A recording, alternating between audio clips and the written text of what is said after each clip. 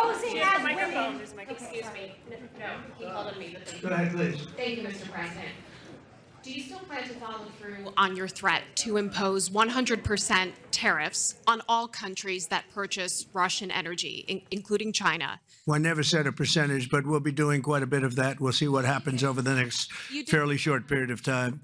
But we'll see what happens. Yep. You know, they have a meeting tomorrow. We have a meeting with Russia tomorrow. We're going to see what happens. We'll make that determination at that time. Yeah, please go ahead. Thank you, Mr. President. Thank you for calling on me. Thank you, Mr. President. On Ukraine, President Zelensky just signed a law allowing for citizens age 60 and above to serve in the military. We've seen dozens of videos of young men being hauled into vans and dragged to the front lines against their will. And we've even seen videos of a young man with Down syndrome serving on the front line. When you campaigned, you said you wanted to see the people stop dying. A lot of people admired that statement. Now the people dying are elderly, mentally handicapped, and conscripts.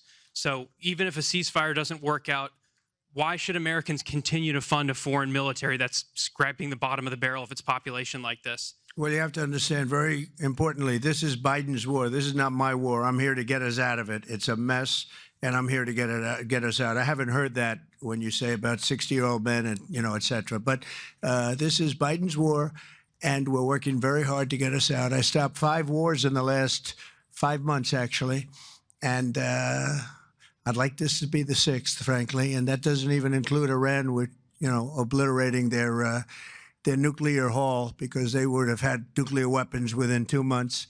But stopped a lot of wars.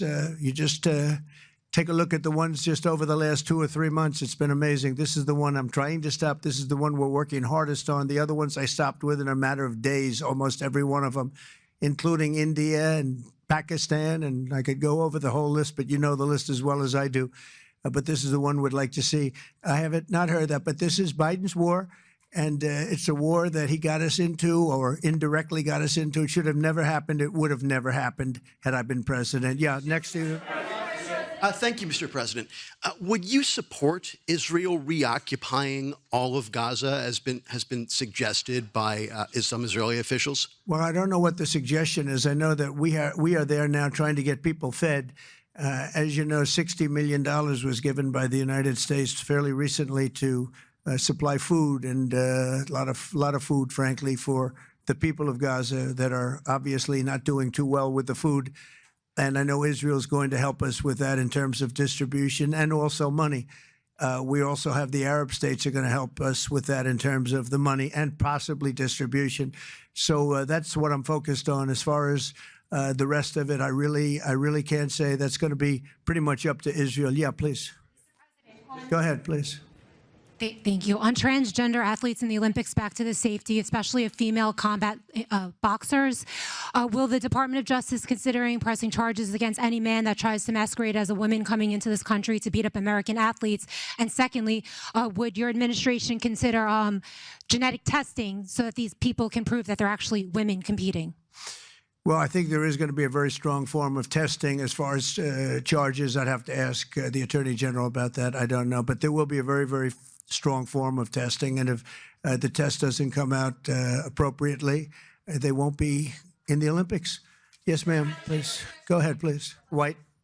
Thank you. Mr. President, do you believe that the U.S. committee would have made this decision on men and women's sports if you weren't president? And do you believe that this decision will stay in place once you are no longer president? I think they probably would have, because it just seems to be an issue that most people feel should be. I can't really say. You could have asked Chairman Wasserman. But I would say that, there's a possibility. It could go either way if you really want to know the truth. I feel strongly about it. I ran a campaign, at least partially, on that. That was one of the many issues that I talked about: open borders, the economy, taxes, all of the things. But that was certainly one of the issues. So I really can't. I really don't know. Could have gone either way. Please. Have you decided on a replacement for the Fed governor? For Fed governor, I'll be making that decision before the end of the week, and we'll either decide on one for permanence or the 4-month period, the term. There's a term of about a number of months. We have a couple of candidates. I mean, everybody wants it, okay? It's not a couple, but we've narrowed it to a couple of candidates. And we've also, we're looking at the Fed chair, and that's down to 4 people right now. Very good. Well, I can tell you, because I've already said there's 2 Kevins and 2 other people, okay? Brian? Thank you, Mr. President. This has to do with the safety aspect of the Olympics. What can you do as a president to ensure that Southern California, the greater Los Angeles area, is safe from any fire danger, that the state clears away brush in state parks, the reason why this last fire happened in Pacific Palisades? What can you ensure for that? Well, as you know, Brian, we have, I've been fighting with them for a long time about allowing the water to come down from the Pacific Northwest, essentially. And we actually opened up that water pretty strongly. We got a lot of opposition from the governor, and we opened it up anyway, and the water is coming down. That we want it opened further. They have a lot of water. They send it out into the Pacific Ocean in order to protect the smelt. It's a little tiny fish that's not doing very well, especially when they don't have water. They really do badly, okay? But it's a fish, environmentally protected, even though it's in many other areas. I think they just use that as an excuse to smelt. You'll check that out. But I think it's just an excuse. They've got to allow full water, and they're working with Lee Zeldin is really helping us a lot. But they've got to allow a full complement of water to come down from the Pacific Northwest. There is so much water. If Gavin Newsom let the water come down, see the way I pronounced his name properly for a change, if this guy allowed the water to come down from the Pacific Northwest, they have so much water they don't know what to do with it. All of those sprinklers would have gone on. All of those people with those beautiful houses with sprinklers in the ceilings and with the water, the fire pumps outside, all that water, they didn't have any water because they wouldn't let the water come down. There's so much water there. At first, when I got involved with this issue in my first term, I said to the congressman, they took me up because they wanted to show me the fields where they could farm 10 times more product. You'd see 100 acres, and you'd see 1 acre or 2 acres, beautiful green. It's very vibrant, but they don't give it the water that it's entitled to. And I said, oh, they have a drought? I said, no, they told me we don't have a drought. They don't. The Democrats don't allow the water to come down into the farms and into anywhere. By the time it gets down even into certain parts of California, it's fed out stupidly into the Pacific Ocean. If that water were allowed, so we broke into it and we allowed it to come down, and it come down at a higher level, and we want that, and we're demanding that of the governor. The other thing is, we'll do anything necessary to keep the Olympics safe, including using our National Guard or military. Okay. No, I will use the National Guard or military. This is going to be so safe, and if we have to, because obviously you have a mayor that is not very competent. She can't get the permits for the people. You know, the people are still waiting for their permits. Lee Zeldin got them the federal permit, which is 10 times harder to get, and everybody can build on the federal basis, and that's the hard one. But the mayor, Bass, she refuses to or cannot get them permits. They're waiting. And I was there right after the fires, and I saw all these beautiful people standing by their homes ready to get in and get to work. And they're waiting for their permits, and they're still waiting for their state permits and city permits. It's a disgrace. It's a disgrace. Redress, yes, ma'am. Thank you, Mr. President. Thank you. India says that the U.S. imports Russian uranium, chemicals, fertilizers, while criticizing their energy imports. Your response to that, sir? I don't know anything about it. I'd have to check, but we'll get back to you on that. Yeah, please. Mr. President. Yeah, go ahead. Have you seen the Hamas-released video of Israeli hostage Avitar David starving and being forced to dig his own grave in a Hamas tunnel? I have, yeah. I have. I think it's horrible. I think it's horrible. And I hope a lot of people do get to see it, as bad as it is, because I think it's a horrible thing. Yeah, behind you, please. Mr. President, yes. Can you speak to just how, this drop-off in foreign-born workers is going to benefit Americans, and will it force American companies to pay fairer wages to American workers? Well, we want to take care of our American workers, and first and foremost, and that's what we're doing. We also want to help our farmers, because our farmers are producing like never before. We have to help them. And we're working out some very complicated strategies and language. But the main thing that I think I was elected to do is to get the illegals out of our country who are especially in particular criminals. 11,888 murderers were allowed into our country with Biden's open border policy, with our border czar who never spoke to the Border Patrol, never went to the border one time. That's Kamala. And think of it. We have murderers.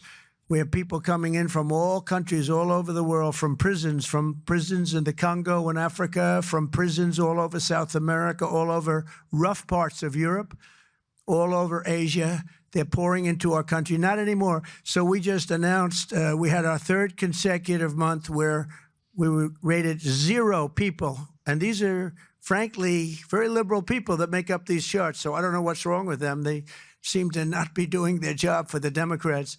But I'm honored by the fact that they say it. We're very tough on the border.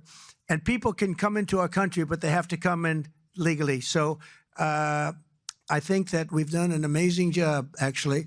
But we have to get the criminals out of our country, murderers, drug dealers, gang members. They emptied prisons into our country. It's one of the reasons, I think, even beyond the economy, it's one of the reasons I got elected. It's really maybe the number one. I was between the economy and that. But, as I said before, our nation is doing really well, but we have to get these really bad people. They should have never been allowed in our country. Open border policy is for fools. We're the only country in the world with an open borders policy, but we don't have that anymore. We had 0 now for 3 months in a row. Peter? Thank you very much, President Trump. Nice to see you got off the roof all right. Yeah. You said this morning that you probably won't be running for a third term. This weekend, Secretary of State Rubio said that he thought J.D. Vance would be a great nominee. You could clear the entire Republican field right now. Do you agree that the heir apparent to MAGA is J.D. Vance? Well, I think most likely, in all fairness, he's the vice president. I think Marco is also somebody that maybe would get together with J.D. in some form. I also think we have incredible people, some of the people on the stage right here. So it's too early, obviously, to talk about it, but certainly he's doing a great job, and he would be probably favored at this point. And on Texas, if Texas redrawing their congressional map would get you 5 safe red seats, means that California, New York, Illinois, and Maryland are all going to redraw their maps to add safe. Well, they'll do it anyway. Is it worth it? Yeah, they'll do it anyway. Why? If we stop over there, they would have done it anyway.